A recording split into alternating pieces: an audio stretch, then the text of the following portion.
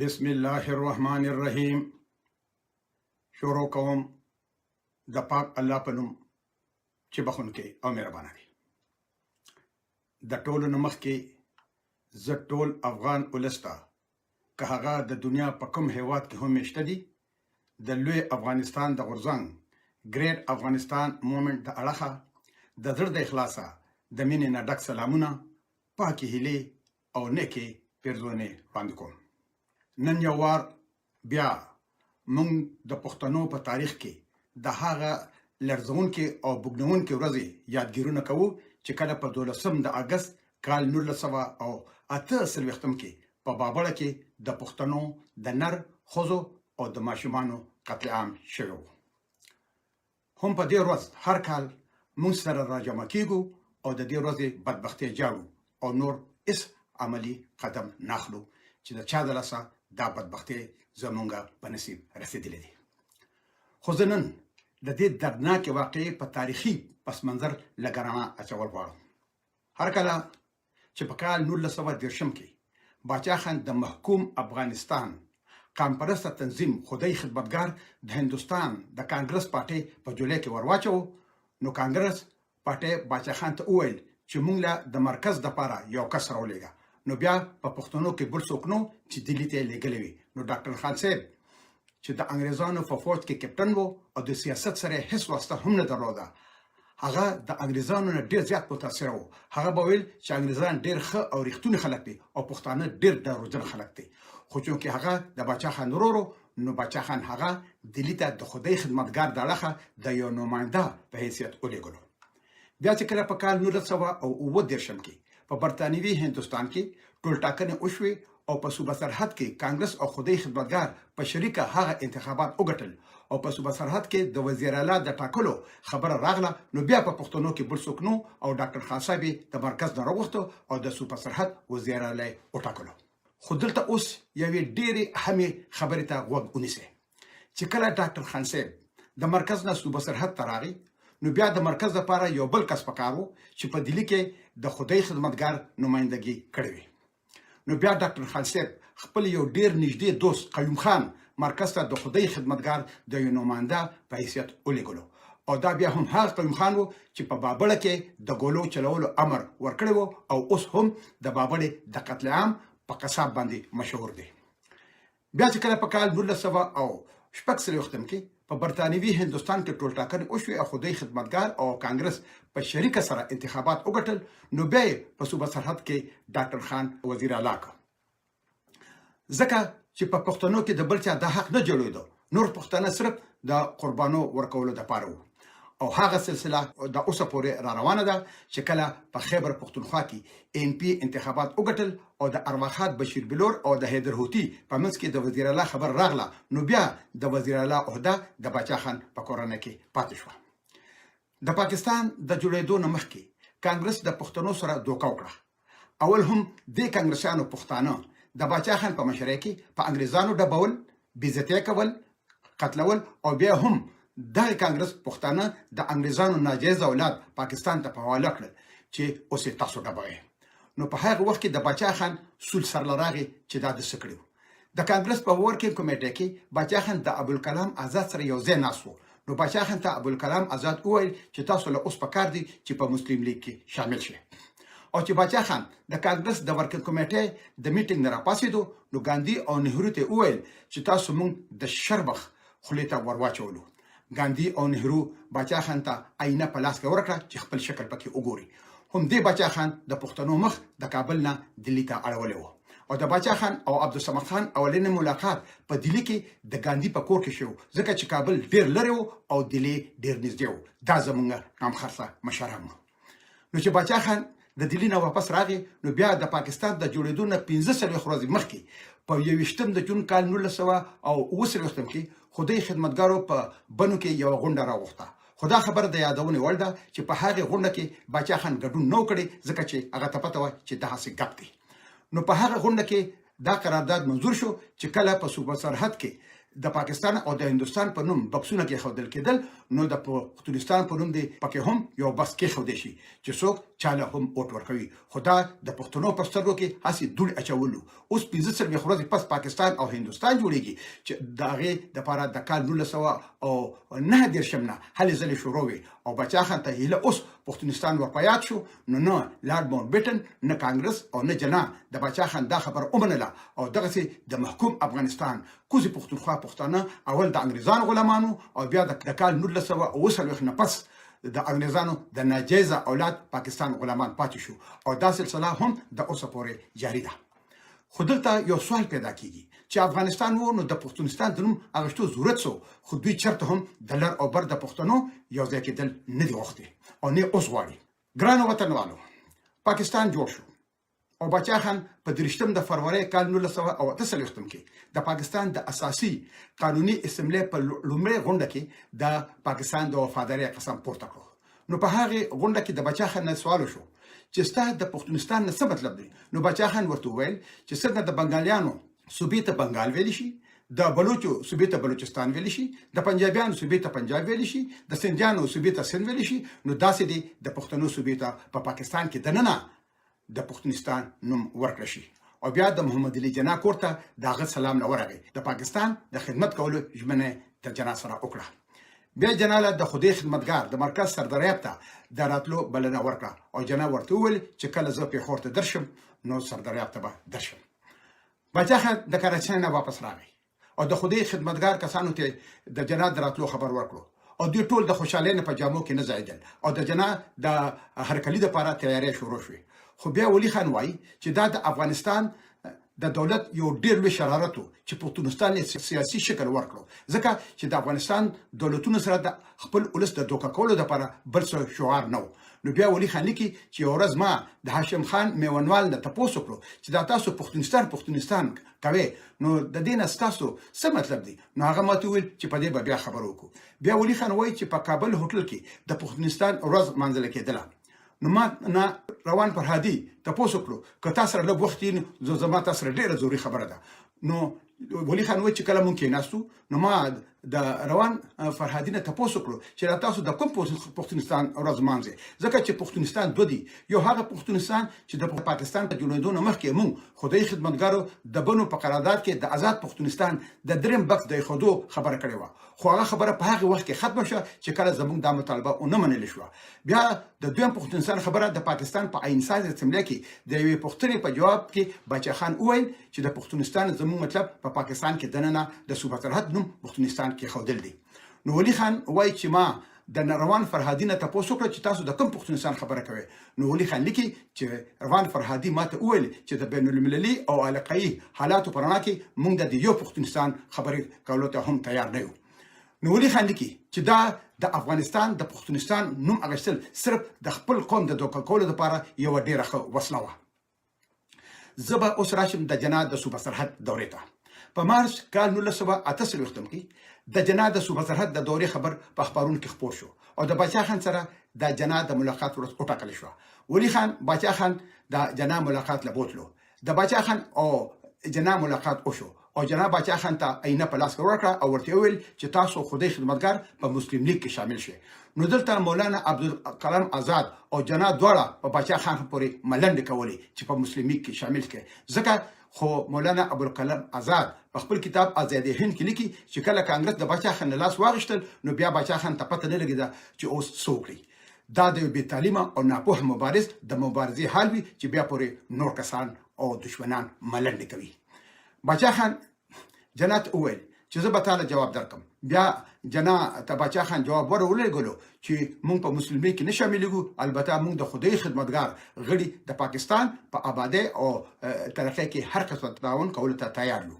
خو د برتانوي استعمار د یو ناجایزه اولاد په هیڅ پاکستان د پښتنو په اړوند هم هغه پالیسۍ له دوام ورکړو چې کومه د بچا خان د غلطو فیصلو په وجه د پښتنو سره انګريزانو کوله ځکه د صوبه سرحد اخرینی گورنر سر ولف کیرو د هندستان اخرین وایسرای لارډ ماونټ بیټن ته د پاکستان د جوړېدو نه لږ وخت کې مخکې ویلو چې هم د پښتنو زموږ سره پردي جنگ په سر اغشته وو. نو پکار ده چې د پښتنو لا موږ داسې سزا ورکړو چې د دوی راتلونکي نسل هم یاد وساتي او هم هغه شان وشو او زموږ د بې تعلیمه او ناپوهه تشپنوم کمپرسته مشرانو د لاسه موږ د اوسه پورې غلامان پاتې شو. خو بله بدبختي دا ده چې اوس پنجاب هم دا کمپرسته مشران د ځان سره په پیسو او چوکو کې شامل کړي دي او هغوی هم اوس د پنجاب په شان د لوی افغانستان دشمنان دي. ولي خان لیکي چې د جنات د صوبه سرحد د دورې نه پس موږ په دې نتیجه ورسېدو چې موږ څوک په دې خپل کور کې د خپل بچو سره په دې خپل انغري او پوزکی ناستې ته نه پریدي او دا مزل لکه چې د خلاصي نه دی د کاروان د پړاو आवाज لکه چې تش आवाज و کډي به هم هغه شانتي بار کیږي او کاروان به در په در خوري په سر کله په یوځي او کله په بل ځای باندې ګرځي. ګران وطنوالو پاکستان خپل اصلي شکل پښتنو ته خودل شروع کړ. په 15 د جون کال 1968 کې باچا خان بنو ته لاړ او ولی خان د پاکستان فوج د خپل کوره گرفتار کړ. بیا د زیدی عبدالعزیز خان کاکا د بنو سالار یعقوب خان هم اونول شو. د کوهاټ احمدی باندې کې باچا خان سره د سالار بنیر خان او نجوبای گرفتار کړل شو او دغه سي امیر محمد خان دوتی قاضي عطا الله خان هم اونول شو. دا ټول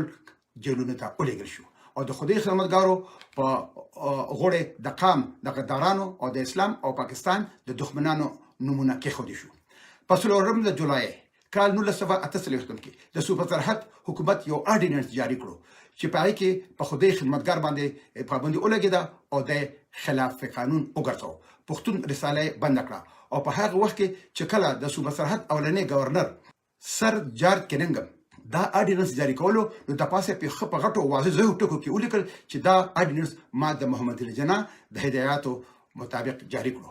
نو د دې مشرانو د گرفتارولو برخلاف عام اولس په چارسده کې یو احتجاجي جلسه کول غوښتل او په 12 د اگست کال 1968 کې د جلسې تاریخ وټاکل شو. نو د پاکستان فوج د خدای خدمتګارو د سر کسان گرفتار کړل چې دا جلسه ناکام کړي. خو په 12 د اگست جلسې لا په ګڼ شمېر تعداد کې خلک د صوبه سرحد د ډیرو علاقونو را رسیدل شروع شول.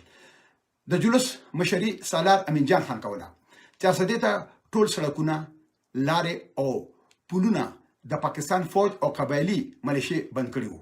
او چې په چا به معمولی غونډه کې شک هم راتلو نو هغه به بندي کولو. خو د دې باوجود په زرګونو خدای خدمتګار چرسده پړانګو او بابړې ته راورسېدل. د جلوس لاره وټاکل شو چې جلوس به د غازی ګل بابا د جمعات په لاره مقبره ته روانېږي چې هغه تبه پر امن احتجاجي جلسه کوي. د مقبره په منځ کې جمعات قبایلی ملیشي نیولې پچته ماشینونه لګولیو. خو چې څنګه دا جلوس جمعه ته ورنږدې شو نو بغیر د خبرداري یعنی د وارننګ نه د ګولو باران شروع شو. د جلوس د وړاندې یو زلمی امي جنډا نیولې و. داغه نوم سپین ملنګو هغه په ګولې ولګېدو چې پریوتو نو جنډا ترنه بل زلمی واغښتا چې هغه هم په ګولې ولګېدو. نو بیا د خدای خدمتګارو مشرانو حکم وکړو چې پریوځي دا بې وسله ځوانان او بوډاګان پس مکه پریوتل او د جمعه د چت نه په ګولې ورېدلې تر دې چې ماټر بمونه په هم ورځولې شو. په پښتنو د قیامت ورځ و. خوځو رامنډ کړي مادیان ته رو دانګل زموږ خويندې مېندې سرتورې شوې.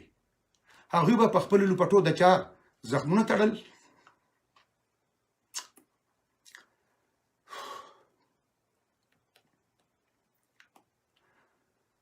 هغه به په خپل لپټو د چا زخمونه تړل او چې څوک به شهیدان شو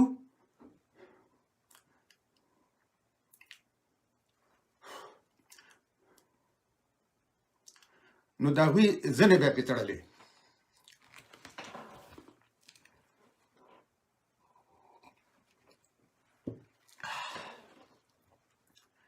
یو زلمی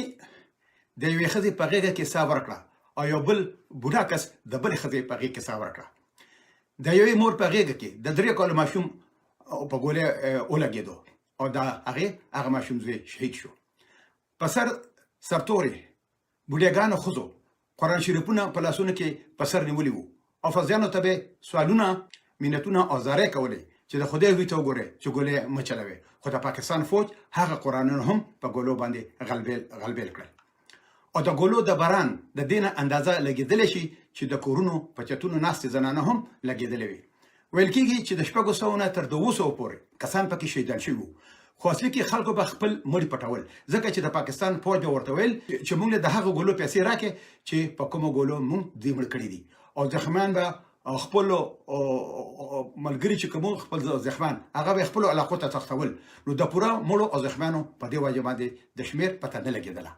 او د حکومت د اړخه بیانیه جاری شو چې د پاکستان دښمنانو او د هندوانو ایجنټانو د پاکستان د تباهي منصوبه تیار کړې و، خو هغه منصوبه حکومت پاکستان بر وخت ناکام کړه او حکومت زیاته کړه چې دوی د دفعه 144 خلاف ورزي کړې و. خو په هغه وخت کې د 400 ډیپټي کمشنر د تورو هدایت الله خان ویلو چې نه زمانه چاته پوس کړو او نه ما د 144 کولې و. د زخمیانو سره چې وقت سلوک په هسپتالونو کې ده، نو هغه هم د ظلم انتها و. ولی خان لیکي چې ماته د کلو خان یو زخمی حباب خان ویل چې زخمیانو ته به په زخمونو کې سیخونه چقول او زخمیانو به د دردونو نه چغې وستلې او د زخمیانو ته به د پاکستانیانو پیغورونه هم ورکول. د مسلم لیگ شین پوشان نېشنل ګارډز به د ډاکټرانو په سر ولاړو او د ډاکټرانو ته به ویل چې دا زخمیان د هسپتال نه بهر وغورځوي، ګنې ستاسو شکایت به موږ بره ورسوو. د دې قتل عام په سبا پولیس او د مسلم لیگ نېشنل ګارډز به د خدای خدمتګارو په کورونو ورننوتل، تالاشۍ به کولې چې تاسو په کورونو کې مړي او زخمیان پټ کړي دي. په 14 د اګست د پاکستان ورځ لمانځل کېدله، جشنونه وو، ډولونه وو، سورناګانې غږېدلې، ګډاګانې وې، خوشحالۍ وې او په هغې لارو کوڅو او سړکونو به تېرېدل چې هغه ته له هغه شان د بابړې د شهیدانو او د زخمیانو وینې پرتې وې.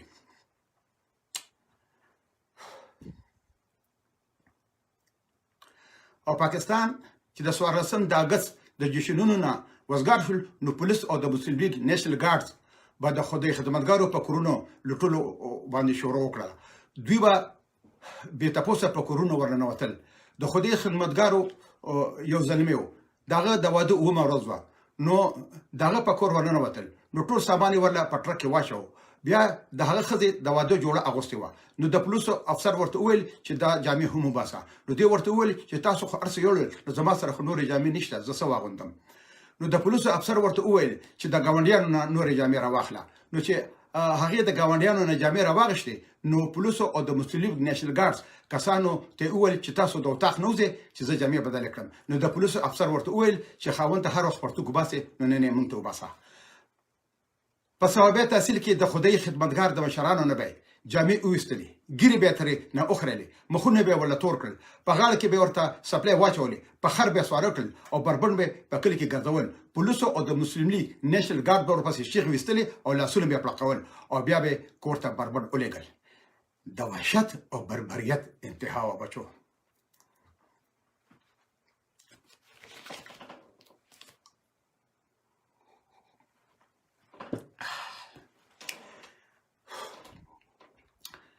ډېرو خدای خدمتګارو به باچا خر ته کنځلې کولې او بده ردې به ورته ویلې چې په تندر ستا د عدم تشدد فلسفه شي چې ستا په وجه د یو غیرتمند پښتون قام دا دومره بېعزتۍ او سپکاوی کېږي. په جیلونو کې به هم د دوی سره ډېر بد سلوک کېدلو. خو چې څنګه په کال 1899 کې انګریزانو په قبایلو کې قتل عام شروع کړی و او امیر عبدالرحمن خان غلی ناست و چې دا د برطانوي هند د ننه کورنۍ مسله ده، زموږ پکې هیڅ کار نشته. په اپریل کال 1913 کې په قیصه خانه کې او په مئی کال 1913 کې چې کله په ټکر د انګریزانو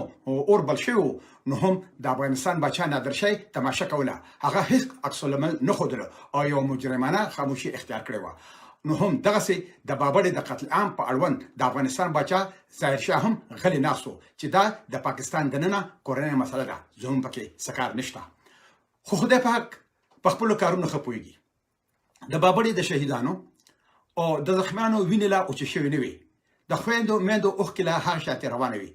چې 29 ورځې پس په 11 د سپتمبر کال 1968 کې د جناب په خوله کې مچان بنګېدل او د مچانو په قافله کې دا مردار د دې زمانې نه رخصت شو.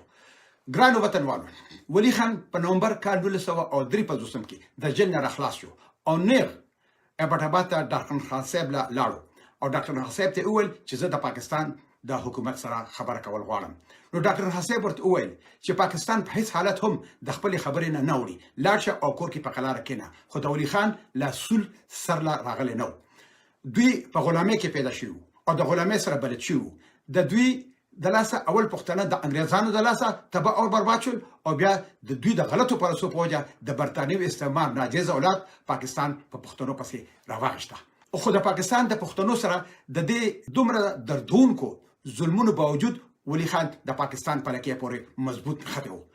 نو کچکول راواغشته او د پاکستان په چارواکو پسې ګرځېدل شروع کړل چې پاکستان زموږ وطن دی. اخر تاسو ولې زموږ سره د خپل د یو کشر ورور په حیثیت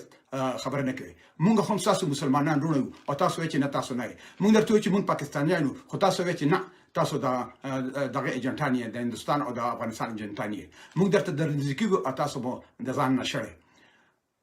نو اول ملاقات ولي خان د صوبه وزیر الله سردار عبدالرشید خان سره وکړه او خپل ځان د پاکستاني په خودلو کې دلیلونه وړاندې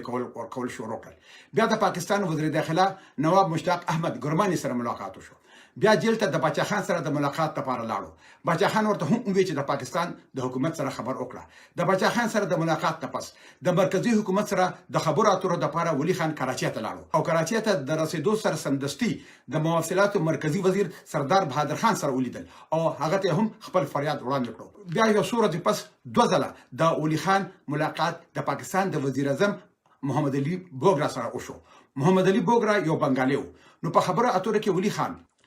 محمد علي بوګرا ته د 400 د واده کړي د خځې د جامو قصه وکړه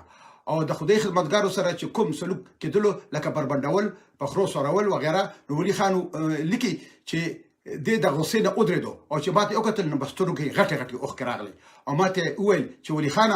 قیوم خان چې تاسو سره د کوم ظلمونه او تاسو کومې بې عزتي کړې دي نو که زه تاسو په ځم نو ما به قیوم خان په منځ شلولو. نو ولي خان وای چې ما ورته وویل چې مونږ باچا خان د عدم تشدد د پالیسۍ د لاندې ژوند تیرو، خو دا عدم تشدد نه بلکې دا د عدم تشدد په جامه کې د پښتنو په عزت ناموس لوبې کولو. ځکه خو صنوبر خان کاکاجي وای چې عدم تشدد د پښتنو د نامرد جوړوي، یعنی د پښتنو نه هجرت جوړوي. رسول کریم صلی الله علیه و آله وسلم مکه مزمان په عدم تشدد نه پته کړی. احمد شاه بابا لوی افغانستان په عدم تشدد نه جوړ کړی. ولي خان وای چې ما محمد علي بوګرا ته وویل چې زمونږ ګناه دا ده چې مونږ د خپل وطن د ازادۍ لپاره د انګریزانو خلاف قرباني ورکړې. خو محمد علي بوګرا یو بنگالي و، خو د پښتنو په بې عزتۍ او د هغوی سره په ظلمونو باندې دغه په سترګو کې اوښکې راغلې. خو د ولي خان په سترګو کې اوښکې رانغلې ځکه اوس بنګالیان آزاد دي او موږ د محکوم افغانستان پښتانه د دې بدبخته مشرانو د لاسه د اوسه پورې غلامان یو. بیا ولي خان د پاکستان گورنر جنرال غلام محمد سره هم ملاقات وکړو چې هغه دله چې به خبرې کولې نو میتیازې په ترې بدلې. لنډ اوږده ده چې د پاکستان د ټولو چارواکو سره د ولي خان خبرې اترې وشوې او ولي خان ښه پوخ پاکستاني شو. باچا خان هم راپرېښودی شو او د پنجاب په غلامۍ کې د پښتنو د غلامۍ یو نوی باب شروع شو چې د اوسه پورې دوام لري. زه اوس تاسو د سوالونو په انتظار یم. د لوی افغانستان د جوړېدو لپاره ما سره درې لارې وي. یو سیاسي لاره، دویمه قانوني لاره او که دا دواړه لارې په ما چا هم بندې کړې نو زه به ټوپک ته لاس کوم. نو د پاکستان خلاف ما د جنگ اعلان وکړو ځکه چې سیاسي او قانوني لارې په ما باندې د افغانستان دولت بند کړې او بیا خبره دې ته ورسېدله چې کله ما د پاکستان خلاف د جنگ اعلان وکړو نو زه د افغانستان دولت د افغانستان نه راوشړلم او د بده مرغه ورته افغانان وی چې زرکلن شي. ګوره دا دومره قسم معلومات دا زه ډېر په تکلیف سره راجمع کوم او دا زه ستاسو په خدمت کې وړاندې کوم. نو زما تاسو ته دا خواست دی چې دا ویډیوز زما په فیسبوک باندې پرته وي. دا مهرباني کې د ولس سره شریک کوئ چې ولس د حقیقت نه خبرېږي. ځکه چې د مرداباد او زنده‌باد او لر بر یو افغان او د ډورن نه منو دا ټول دوکه وه. دا هیڅ نو بغیر د دوکې نه. ځکه یو سل او 15 کالو شو چې موږ یو بل نه جدا یو. موږ سره بل چا دوکې نه دي کړې، موږ سره خپل مشرانو دوکې کړې دي او اوس ورته په کوزه کې ورته خلک په لاسونو ګډېږي او په بر کې ورته خلک په لاسونو ګډېږي. ګوره وایي چې خپې پسې وخې په لاس به درشي، وایي څوک چې په دریاب کې ګوهر نشته. خبر داسې ده چې موږ محنت وکړو، موږ راپاسو نو خدای پاک زموږ په حرکت کې برکت اچي. دا زموږ د ټول افغان ولس د راتلونکي زموږ د بچو دا موږ ارڅ د هغوی لپاره کوو. موږ ژوند تېر کړو چې څنګه مو تیر کړه هغه مو تیر کړه،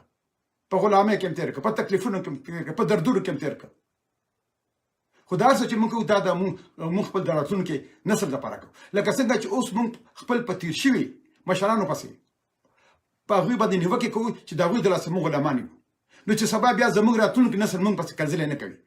چې تاسو موږ له څه کړي دي، موږ خو ستاسو له لاسه غلامان پاتې یو، تاسو په کار ده چې راپاڅېدلي وئ. نو په کار ده چې موږ راپاڅو د خپل وطن لپاره ټوپک د لاس وګورئ، بله لار پاتې نه ده. که بله لار ونه او که تاسو سره لارې ماته ووایئ زه به تاسو پسې در روان شم، خو بله لار ګورئ نشته. ما دا فیصله د ډېر سوچ نه پس کړې ده. دا وطن مالې جوړېږي چې موږ یې په خپله جوړول شروع کړو، او دا وطن موږ په خپله جوړول شروع کړو چې اول آزاد کړو، چې اول وطن آزاد کړو بیا به جوړو. نو چې زموږ وطن د نیمې نه زیات په کوزه محبوب افغانستان کې پروت دی، په کوزه پښتونخوا کې، نو څه جوړوئ؟ راځئ چې راپاسو اول د خپل وطن سره یو ځای کړو، نو بیا به د هغې نه پس د هغې د آبادولو خبرې کوو. ما ته ډېر کسان وایي چې مشره الله پاک دې زموږ ژوند نبتاله درکړي. زه ورته وایم نه، موږ له دې خدای پاک ټولو له ډېر ژوند درکړي، ځکه چې یوازې وطن آزادول نه دي، بیا به هغه که خیر په شریکه سره آبادوو هم. زه خو یوازې د خپل ځان خبره نه کوم، زه خو یم چې چاته هم د څه خبرې پته وي چې د خپل ولس را بیدار شي او د خپل ولس د حالاتو نه خبر کړي، نو هغوی دې هم راپاسي، هغوی دې هم دا کار په خپلو اوږو باندې واخلي او خپله ذمهواري دې وګڼي چې هغه خبرې خپل ولس ته وړاندې کړي. خو که څوک نه خبر او زما دا خبرې تاسو ته ښکاري چې دا ټیک دي، نو تاسو له پکار چې دا په ولس کې خورې کړي او خلک د دې نه خبر کړي، ځکه چې ګورئ موږ له بل څوک نه راځي، موږ به په خپله د یو بل نه زده کړه کوو او مخ په وړاندې به د اباسین په لوري باندې روانېږو انشاءالله. ما ته یاد شي زه یو ورځ په ماسکو کې ناست وم، نو ما سره د افغانستان یو کس بحث کو چې ده له دا خطاب امان الله خان ورکړو. موږ په دروغو ځان خبرو نه او په دروغو سره ویلو سره کېږو نه. باچا خان له د فخر افغان خطاب د هغه خپل تنظیم انجمن افاق نه ورکړو، بل چا ولا نه ورکړی. خو زه دلته یو بله عجیبه خبره کول غواړم. په کابل کې د غني خان ورځ لمانځله کېدله، په هغې کې اسفندیار ولي هغه پکې باینې ورکوله او ښکته ورته دا نور کسان هم د دولت کسان ناست وو او کرزی صاحب هم ناست وو، ځکه چې دا ورځ هر کال کرزی صاحب لمانځي. نو اسفندیار ولي وایي په سټیج ولاړ دی، وایي چې غني خان په هغه وخت کې په شوګر ټکنالوژي کې، یعنی د چینو په ټکنالوژي کې د امریکې نه 14 کړو، MS کړو، د 14 پسې برتللی دی. حالانکه غني خان سره یو ډیګري نه وه، ځکه چې هغه لاړ دغه ته لندن ته، بیا کال پس پلار دغه ته ولېږه امریکې ته، او د هغه ځای نه 6 میاشتې پس واپس راغی. هغه یو ډیګري نه اخیستی او دې دونه په واسکوبې باندې وایي چې هغه اوس په یوټیوب پرته ویې ګورئ چې هغه د امریکې نه په هغه وخت کې په شوګر ټکنالوژي کې MS کړې وه او لاندې ورته ټول ناست وو، ورته لاسونه پړه کوي، بس دغه لاسونه بیا خو ورته کېږي. خو چې زه چاته رښتیا وایم دا دې ولې د مشرانو پسې خبر کړي، زه مشرانو پسې خبر نه کوم. ګوره دا خبره ما ځاله کړې ده، که زما پلار دی پلار او هغه یو غلط کار کړي او زه ورته ووایم چې یاره دا کار تاسو غلط کړی دی، نو د دې نه دا مطلب نه دی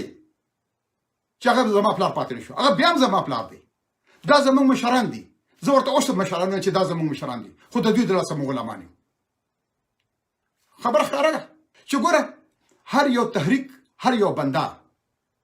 هغه چې لاسته راوړنه ونه کړي، نو هغه بنده ناکام او هغه تحریک ناکام تحریک ویل کېږي. دوی هېڅ لاسته راوړنه نه کړې بغیر د دې نه چې لارې وبر د یو بل نور هم پیدا کړي. ګینې تاسو سوچ وکړئ چې لارې وبر یو ځای شي، نو زموږ یو څونه لوی طاقت جوړېږي. اخر تاسو په دې باندې سوچ کړی دی؟ اوس مونږ خلکو ته مینتونه کوو چې زموږ په ښه لاره کېنئ، او بیا به د احمدشاه بابا په شاته خلک مونږ ته مینتونه کوي چې زموږ په ښه لاره باندې کېنئ. خو مونږ څه وکړو؟ اخر مونږ څه وکړو؟ صرف په بوغارو باندې ژوند تېرو. احمدشاه بابا بل نه را پیدا کېږي، یا بدبختو راپاڅئ په خپله بس د احمدشاه بابا په لاره باندې روان شي. ټول شپه ورځ لګیا احمدشاه بابا احمدشاه بابا، میرویس نیکه هغه زموږ اتلان دي، هغوی مونږ ته لاره ښولې ده چې په کومه طریقه به خپل منزل ته ځئ.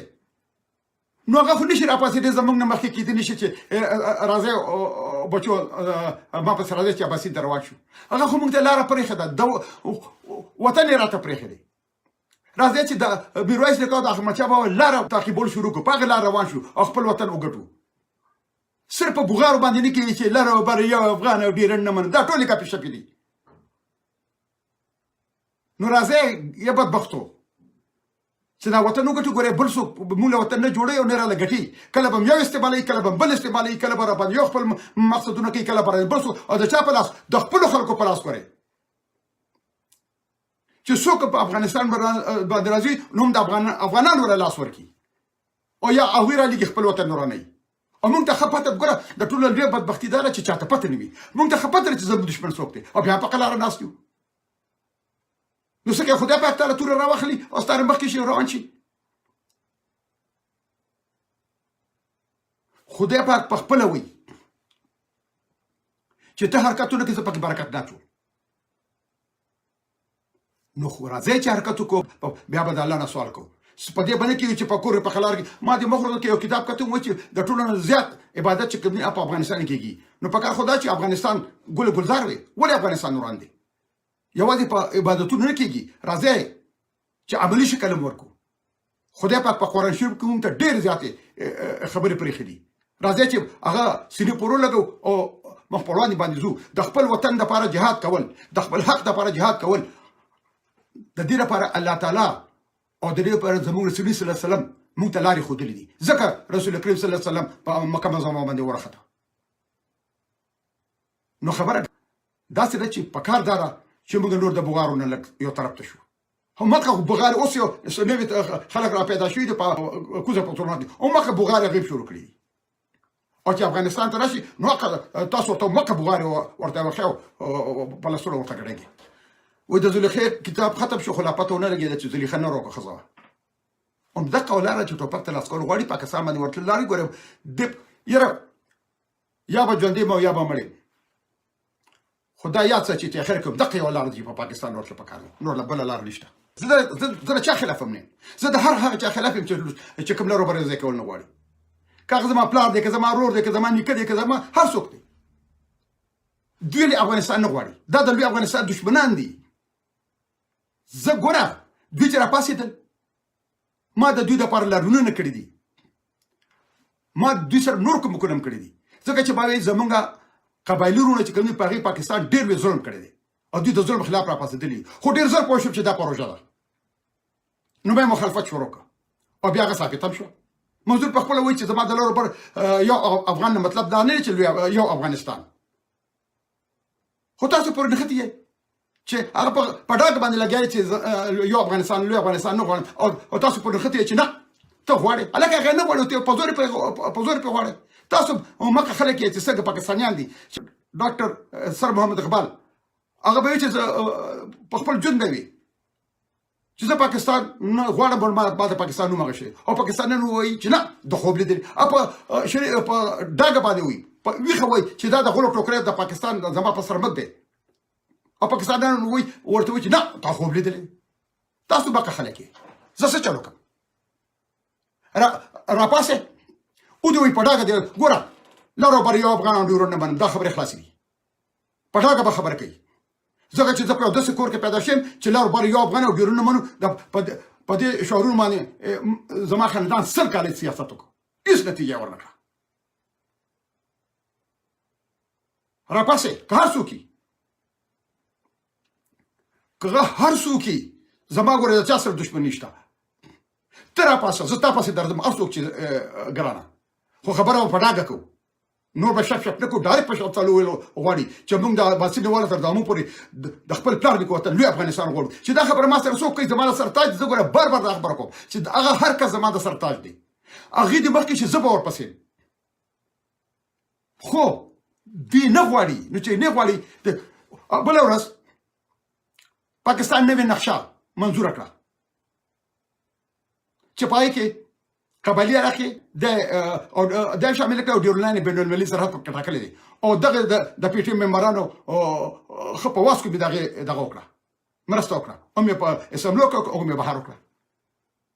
او ته ماته وایې چې ته زه د هغې خلاف نه یم، زه د هغه د نظریې خلاف یم چې دوی نظریه غلطه ده. ځکه د باچا خان خلاف باچا خان ډېر قربانۍ ورکړي دي خو په غلطه لار باندې روان ځکه په پیښور کې موضوع چې زه کابل ته ځم خو چې زما مخ اسلام آباد دی نو زه په سل کال کې کابل ته نشم رسېدلی خو چې زه په کابل کې ما ویم زم کابل په پیښور کې ویم زم کابل ته نو که پیاده را روان شم نو که په لس کال کې روغ برسم د دوی لاره غلطه ده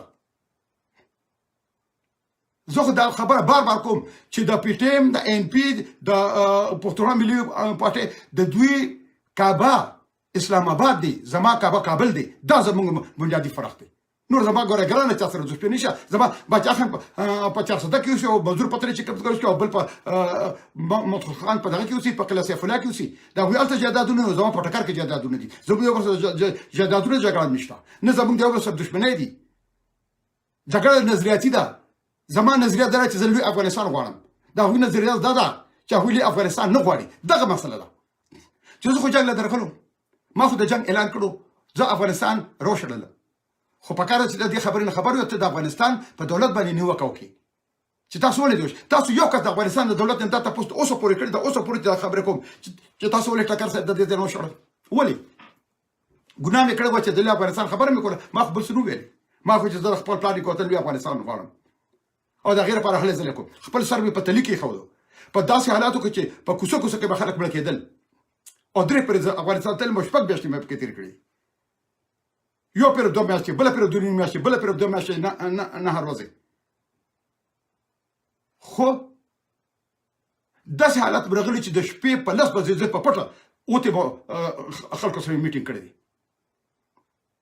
چې به یې ګوره زموږ مسله بغیر د دې نه حل کېږي چې لاره بر یو ځای نه شي ګینې دا وینې نه په لر کې بندېږي نه په بر کې بندېږي ګینې په خبر بشي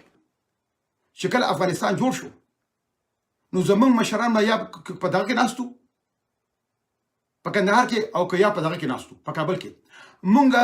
اتیا کاله هغوی خپل مشران سر په سترګو بنلي دي او بیا چې کله موږ تاسو له جدا کېدو په زور باندې مونږ تاسو له جدا کولو نو زموږ مشران سرداران چې کوم نه هغه د دوست محمد خان رونه یاران خان او سلطان محمد خان او مونږ ورته پریښو دوره تختیدل جلال آباد ته بیا په کال 1919 کې امان الله خان سره د ډورونه والا تر د عباسینه پورې دا ټول پښتانه راپاسېدل نو انګریزانو ویل چې دوی خو د خپلواکۍ خبره کوي او خبره خو عباسي ته ورسېده نو انګریزانو ویل چې اوس جنګ باندې کوو ستاسو خبره موږ منو نو په اتم د اګست کال 1919 کې په پیډه کې معاهده وشوله او امان الله خان د نیمې نه د کم افغانستان استقلال واغشته او تاسو ورته قهرمان وایي په کال 1900 او نهشتم کې چې بیا کله نادرشاه راته زموږ د قبایلو ورونو په لاسو باندې دغه ته په تخت باندې کېنولی شو بل څه خلر کړ او بیا هغوی ته خپیاړه مې کړی د کابل نه ویستل زما په کابل کې د ناستې دا مطلب و ځکه چې هر کله په یو ملک کې دا ملک خلاف ته څه کار کول غواړي نو هغې ته په بل ملک کې کېنئ لکه دا افغانستان د و پټک که دوی له پاکستان په پیښور کې زینا نو ورکړي د دوی کوم کړی نو کړي دوی ته ټریننګ نو ورکول نو دوی په افغانستان کې استو شو کولې نو دغه شاته زه په افغانستان کې ناستم چې د پاکستان خلکو ته دا پته ولګي چې بای موږ سره افغانانو سونه دوکې کړي د دولت خبره وکم د افغانستان د دولتونو خبره کوم چې د دولتونو موږ سره سونه دوکې کړي دي نو مشال د کوزي پښتونخوا د ډیر موږ سره دوکونه کی نو ځکه د پاکستان د فوج ویان وی چې مشال خان ټکر د کینیډا نه کابل تر سره راغلی دی ځکه چې هغه ته پته و چې دا یو داسې اور بدل ته لګي او د کوزي پښتونخوا د خلک په دې پسې روانېږي ځکه هغوی د افغانستان په دولت په اشرف غني باندې زور واچوي چې مشال شوی ما ته په دې ترشو ویډیو کې یو دغه خبره لیکلې ده یو تاجک دی هغه لیکلې ده چې ټکر صاحب په دره کې لیکلې ده چې ته اشرف غني خرڅ کړې په پاکستان پیارات یو بل یو کس خبر په هغه مقصودونه کړو ټکر صاحب وې زه د دې خبرې نه خبرې مې چې تاسو سره باندې سودا شوې ده چې تاسو دغه نشري د افغانستان نه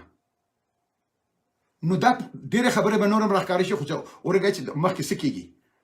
لږو ته که څه ورکړه چې اوس سره روان دي ډېرې خبرې به راښکاره شي ګرانه او زه بیا د امان الله خان خبرې راځم چې دی وایي چې د 80% خلک د کوزي پښتونخوا دغه نه غواړي لوی افغانستان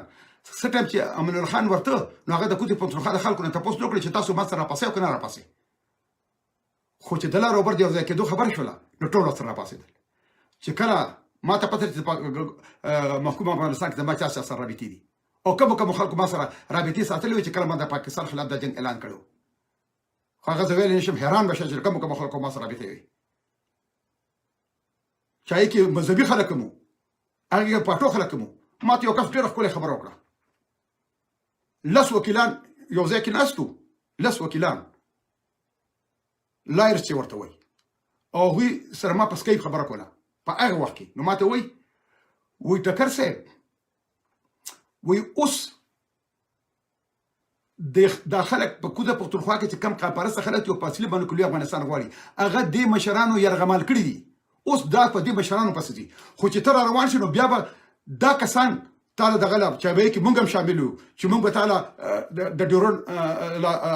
هرکلی له پخرالی له درځو نو بیا به هغه وخت کې د مشرانو پسې دا خلک نه دا مشرانو په دې خلکو پسې بیا ځي ځکه چې دا خلک بیا د خبر نه اوري خو خدای دې تا را روان کړي افغانستان نه نو خبره دې پورې کوم ګرانه چې زما دې په دې باندې ایمان دی چې ما پسې پښتون د پنجابي د پاره د تور پنجابي لپاره ټوپک ته نه لاس کوي ګینه دغه خپل خلک بیا د کم دغه ته دي زما ته زور نشته هغوی به ته جامې وباسي په دې خپل وطن کې د نه دا یاد ساته یو کس د ازغنتار متعلق وایي چې یاره د ازغنتار دا خبره په دې خو ما ډېرې خبرې کړې دي خو نن مې زه په یو ټپه باندې ختم کړم وایي په دیوال غنې راته مږ ده په دیوال غنې راته مږ ده د عاشقانو لارې چا نیولې دي نه په کیوبا کې فیډرل کاسترو هغه د مرګ نه وشړلی شو په بهر دنیا کې و امریکا کې و هلته د خپل خلک راجمع کړل او هغوی یوه بیړۍ واخیسته بحري جهاز په 20,000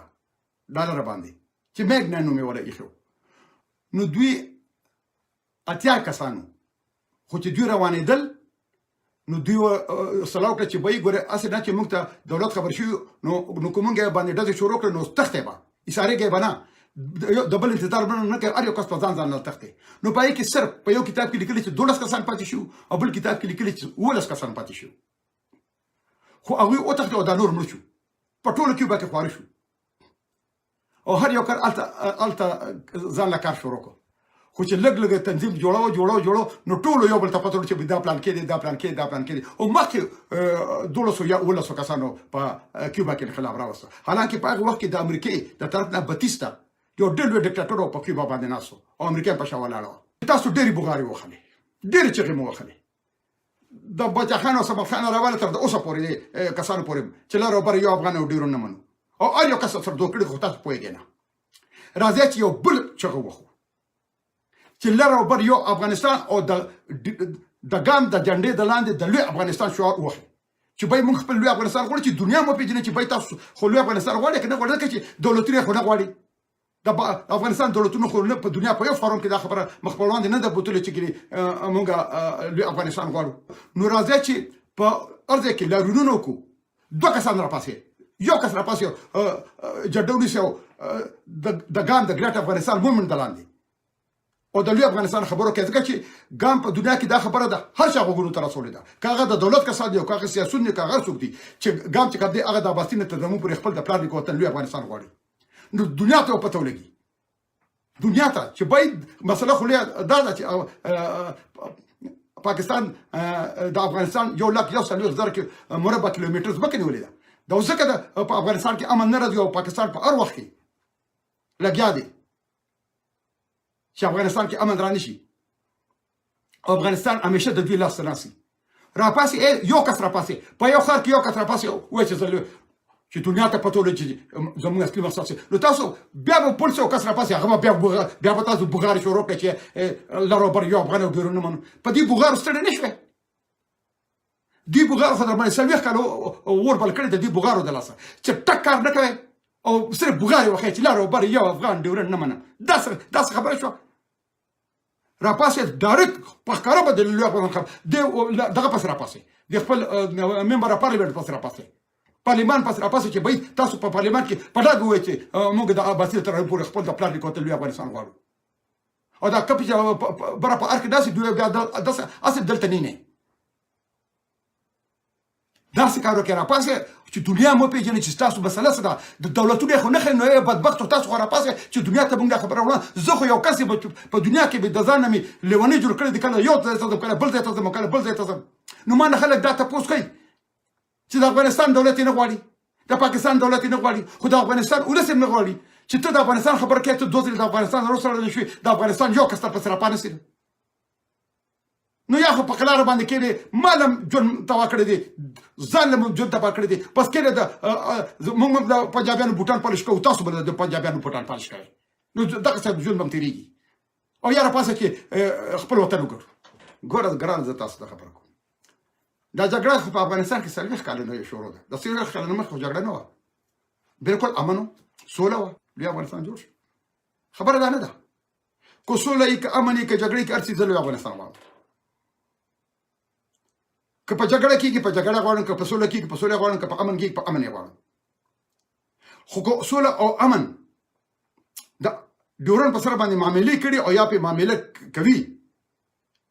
نو نه مې هغه سوله په کار ده نه مې هغه امن په کار دی ځکه چې هم به ګوره تاسو غلامان یو هم به مونږ غلامان یو دا تاسو د هر کچې نه تاسو په قلار مونږ اسې بغاري وخو آزاد افغانستان هلته څوک تپوس کوي ستاسو نه زه تپوس کوم زموږ کرزی صاحب څوارلس کاله په ار کې ناستو یو فرمان یې په پښتو کې جاري کړی دی تاسو غلامان یو مونږ غلامان یو په اسانتیا باندې جوړېدل نشته د شیرشاه توره د احمدشاه بابا عزم غواړي ځکه به علی به ورته جوړېږي یعنې بغیر د دې نه جوړېږي چې پاکستان کله جوړ شو نو هغه ټایم کې پلازمینه کراچۍ او نو د هغې ځای نه صوبه زراعت یو مکتوب راغلی که د دې پښتنو خپله ژبه خپل تاریخ خپل مشران خپل کلتور هېر کړي نه او دا پښتانه پاکستانیان کېدی نه شي ځکه هغوی کوشش وکړي چې زموږ او پښتو خپل تاریخ او خپل مشران هېر کړي ما چې په کال 2002 کې د پښتنو د کلتوري ټولنې بنیاد کېښود په کاناډا کې او په یې کې د لر وبر ټول پښتانه شامل وو نو ما د سټیج د پاسه د احمدشاه بابا لوی فوټو لګولو نو ما لا د کوزي پښتونخوا یو انجینر راغی ماته ویل ټکر صاحب دا څوک دی احمدشاه بابا نه پیژنده دونه موږ درسنه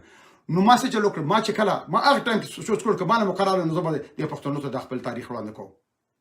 نو ما ګرانه په دې وجه د پښتنو ټول تاریخ په ویډیو کې بند کړی چې تاسو په اسانه باندې کتئ شئ ځکه چې موږ پښتنو کتاب سره ډزې کړي دي په کتابونو خو موږ نه ګورو نو ما مې راشه په ویډیو زه ورته ووایم که بې تعلیمه خلک دي چې هغې هم پرې پوهېږي ځکه ما تاسو ته ټول تاریخ په ویډیو کې بند کړی چې په دې باندې زما 15 کاله لګېدلي دي د هغې نه علاوه ما ستاسو په کورونو مسلو باندې بحث کړی دی ما د اوبو په مسله باندې بحث کړی دی ما په بین المللي مسلو باندې بحث کړی دی ما د افغانستان په هر ستونزه چې هغه د دې سره تعلق ساتي که هغه د دنیا په کوم ګوټ کې او په کوم په هغې باندې ما تاسو د هر سره خبر کړی اوس تاسو دونه مهرباني وکړئ چې هغه ګورئ او خلکو سره ملګرو سره شریکوي خلکو ته یې وایي په اجورو جوماتونو کې وایي همدغه خبره بله خبره نشته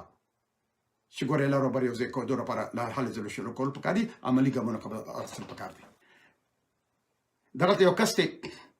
هغه یو ورځ خبره کوله چې یاره دغه کې په قصهخانه کې جلسه وه که یاره پاکستان موږ خپل حق نه راکوي نو موږ به دغه نه د تورخم نه دا زنځیر راولو په مرګله به ولګو نو باچا خان پسې خبره وکړه چې هله دلته راشي نو چې دوی ورځ دوی ډېر خوشحاله چې یاره باچا خان به زموږ ډېر دغه وکړي خوشحال به شي چې یاره دا ډېره ښه خبره مو کړې ده و چې ورغلو نو د خولې نه یې راته اور څڅېده چې ستا په دې وړه خوله کې دا دونه لویه ژبه چا چولې ده ته موږ د افغانستان پښتنو سره شامل یې اخو ځان لا پاوینده دي او خانه بدوش دي او دونه بېزته کړو او دې هم راته ونیوي چې کېنه او موږ هغه ځای نه واپس راوتو دوی یو قسم دغه نه دی غوښتي ښه لوی افغانستان ما خو په دې خپله بیانه کوي چې په بر کې امان الله خان نادرشاه ظاهرشاه داود خان او په کوزه کې باچا خان ولی خان او سمر خان نوی پیدا شوی چې هغوی باچال شوي نه او دوی په کوزه پښتونخوا کې سیاست ته نه وراوتې نو لوی افغانستان پخوا جوړ شو نو امان الله خان خو شفیقه بیبي هغه پېښور ته راغلی وه نو د سلیندراز سره خبرې کولې نو سلیندراز وایي وي ماته وی ک باچا خان لاړ او د کانګرس سره په هندستان کې خبرو کړه نو کدا خبره ده په کابل ته راغلی او د کابل مشرانو سره کړی نو اوس بل افغانستان په خوا جوړ شو دوی نه چرته ګوره زه تاسو ته خبرو ولی خان په انټرویو کې و چې کله د غرال زمونږ د خپشو ورونه جوړ ته مهاجر وي ورته خپشو ورونه ویم د انقلاب نه پس نو دوی چې دغه غرال دا مهاجر خو د ډورن خبره لاین ختم شونه بیا او که بیا د پاکستان ته مسله جوړ کړي نو بیا څه وي که د مهاجرو پاکستان ته مسله جوړ کړه نو ولی خان مولاني کسي چې ټوپک پر راغی د پاکستان د دفاع لپاره د دې مهاجرو سره جنگيږي اسما دیار ولی په انټرویو کې وای دا غنه تاسو کې د پاکستان او د افغانستان په منځ کې جنگ نو ته بچا سره وي زما وطن پاکستان دی زه ما خبره کوي خو تاسو ټول په بوغاري وخه او په سروالي په لاسونو ورته غړېږي چې درشي افغانستان ته تاسو له تک شاته خلک پکار تاسو له مشال ټکر نه پکار تاسو له تک شاته خلک پکار دي چې سب خو ځکه چې د تاسو له افغانستان خاور نه غوړي نه افغانستان دولت غوړي او بس په خلار باندې څو کسان بس کینو بوغاري وخه بل څه نشته عملي قدم اس نشته ګران وطنوالو پاک الله خوشاله لاره خاده و آبادو سه کله نه کله به راځم خبرې به سره کوو خو ګوره زما مکه خبره ده چې خپل وطن مې د اباسین نه تر دامو پورې جوړو ګینه تبا برباد یو ګره دا یا ساته اسیم ګره تبا برباد نور به موږ سره جوړ شي بچیم تبا دي راتم کې تبا دي وطن هم لوټي دي ټول زربناوي انفراستراکچر ارسه تبا دي نور به موږ سره تبا شي راځي یو پیره به اخیرنۍ قرباني به ورکو خو د خپل راتلونکي نسل لپاره د سبا دعاګانې کوي تل دې پښتو تل دې پښتونولي او تل دې زمون د پلار نیکه خوږ او ګران وطن د اباسین تر دامو پورې لوی افغانستان د آزادۍ په هیله مشال خان ټکر